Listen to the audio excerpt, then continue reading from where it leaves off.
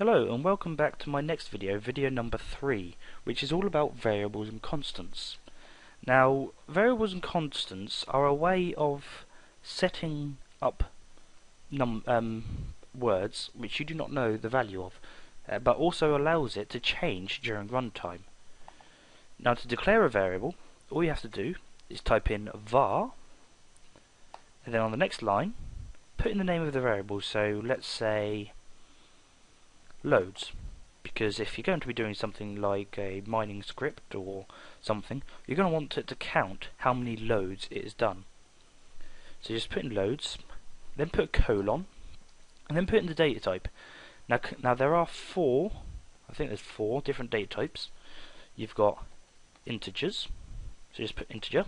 Now integers are whole numbers, so 1, 2, 3, 4, but not decimal numbers, so you can't have 1.5 or 3.7, just whole numbers. Then you've got booleans, so let's say done, and that can be a boolean. Now what a boolean is, it's just true or false, that is all, true or false. And then you've got extendeds, so long number, and that can be an extended. Now extendeds, unlike integers, can have decimal places, so it can be 5.326 or 10.5. It can be any number you want. Now they can be negative numbers or they can be positive numbers. And then there's one more which I'll tell you about today, and that's strings. And a string isn't like what you find on a ball of string. A string is a group of letters and numbers, and so we'll put that in string. Now let's declare all these first. So first of all, we've got loads, and to declare a variable and to actually set it to something, you put colon equals and then the value of it. So we're going to put that as 5. And then we'll and then the same with a boolean. So you type in the variable name, colon equals, and then its value. And booleans, as if you remember, can either be true or false. So set that to true, and then a semicolon at the end of that. And then the same with the long number.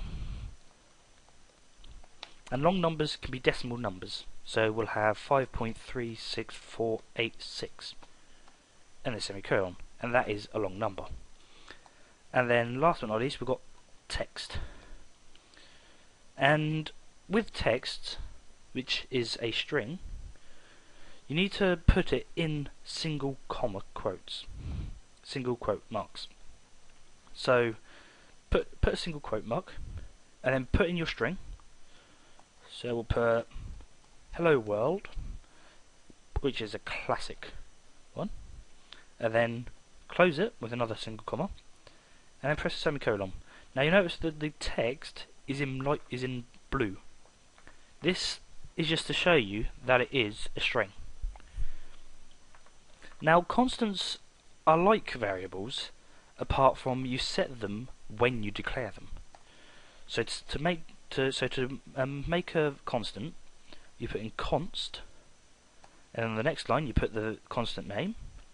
So we'll call this one a number. Now the big difference between constants and variables, apart from the fact that you declare them when you create them, and the fact that they can't be changed, is the way that you declare them. Instead of declaring what data type they are, you literally put an equals and then what they're equal to. So we then put a number in. And the same with a string. So you put in the constant name, and then you put equals, and then whatever the string is.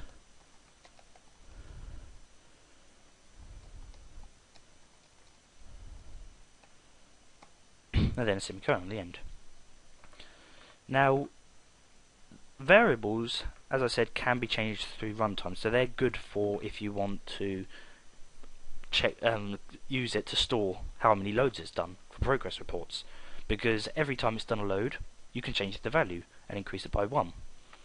And the same with text. If you want to store something so you can use it later on, you'll use a variable. But constants, as I said, cannot be changed at all, so they're good for if you've got script settings. So if you want to ask a user if they want this to happen or this to happen, or if it's something that shouldn't change during runtime. So you can define it as a constant, and then you can use it in the script, but you cannot change it in the script. That should be enough to clear it up for you for now, and hopefully you'll be here for my next video, which will be on functions and procedures, and the difference between them and how to use them.